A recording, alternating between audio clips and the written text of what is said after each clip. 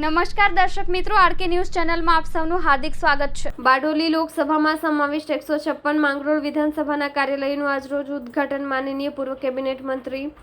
શ્રી ગણપતભાઈ વસાવા સાહેબના હસ્તે કરવામાં આવ્યું, જેમાં આદિવાસી સમાજના આગેવાન શ્રી હર્ષદભાઈ ચૌધરી, કાકા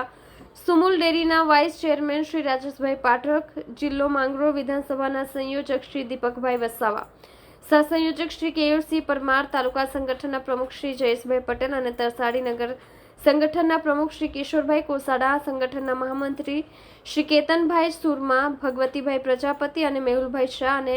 અમીશભાઈ વસાવા, સંગઠનની ટીમ, જિલ્લા પંચાયતના સભ્યો, તાલુકા પંચાયતના સભ્યો,